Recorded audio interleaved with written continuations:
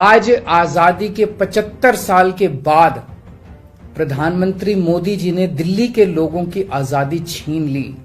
When it comes to the parliament, fissures in the opposition have been exposed with regards to the Delhi Services Bill. Appeal to the House and appeal to the Treasury benches not to proceed with this bill because this bill is unconstitutional. The Delhi Services Bill has been passed by a significant majority. The Delhi Ordinance, that's what we'll be talking about today. Let us begin with a question. How law is said to be a law in India? In simple terms, laws are created and passed through the legislative process in the Parliament of India. This involves introducing a bill. Any party bring bill for discussing and debating it in both the Lok Sabha and the Rajya Sabha, making amendments if needed and finally passing the bill. Once both houses passes the bill, it goes to the president for approval. Once president approves the bill becomes a law. Now let's go back in years. In 1935, the British had made a law which stated that election will take place in India, but the elected representative will not have the power to do anything.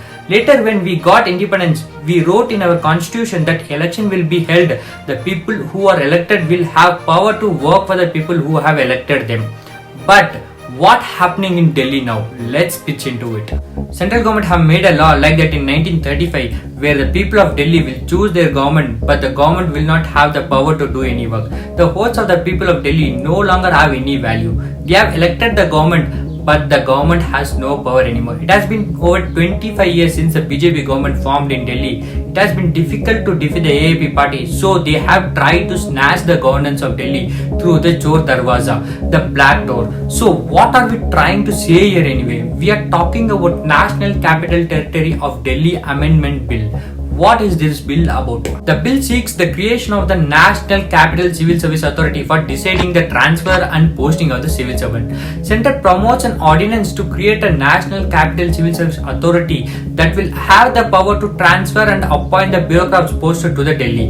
The authority chaired by the Delhi CM will include the Chief Secretary and Principal Secretary and all matters required to be decided by majority of votes of the members present and voting. This means two bureaucrats appointed by the centre could overrule the elected CM. That obviously says CM being ruled out. But what did AAP do when the ordinance was first introduced?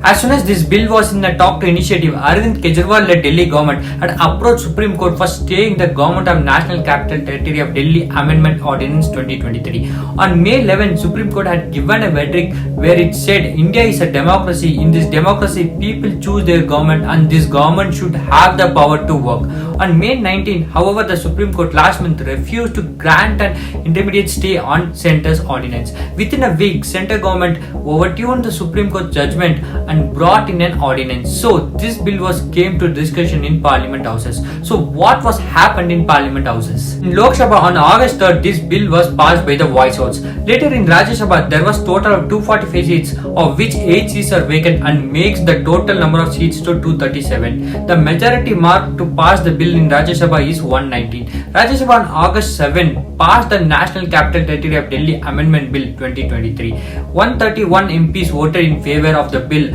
and 1 or 2 MPs voted against it. The division of votes were done through the paper slip as there was the technical error in the automatic voting recording machine. So this bill was passed in Rajya Sabha too. From this, it is evident that central government is saying that it does not even listen to the Supreme Court.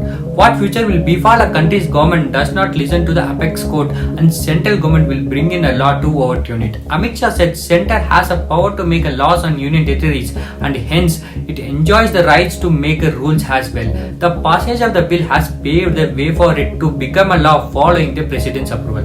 This law says that no matter which government the people of Delhi elect, it will be run by the governor, a representative of the central government. So this pushes Delhi government into the powerless spot. So what noises we hear after this bill has passed? AAP MP Raghav Chadha on Monday said that Delhi government will fight against the Delhi Service Bill in court, expressing the confidence in getting a decision in their favor.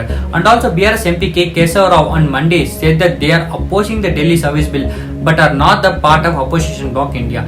The Tamil Nadu Chief Minister M.K. Stalin on Tuesday said that it was a black day for the democracy after Delhi Service Bill was passed in the Rajya Sabha. And finally, the Delhi Chief Minister Arvind Kejriwal said that Delhi Services Bill was being brought to enslave the people of the city. This is misuse of the power. The BJP is using its power in the central government not to serve the people of the country but to oppose them. He also targeted Amit Shah for his address in Rajya Sabha, saying he did not have a single valid argument to support the service bill. So we are up for concluding now. Anyway, bill has passed, but what do you think? Is central government snatching the power of the state government? Is central government really mean to follow the democracy by passing the bill? We have some questions coming up with this bill, but for now we have to wait if this bill is going for a court and watch out for the justice. That's it, we have it for today. Thanks for watching. If you haven't subscribed to our channel yet, please consider subscribing. We'll see you in another video.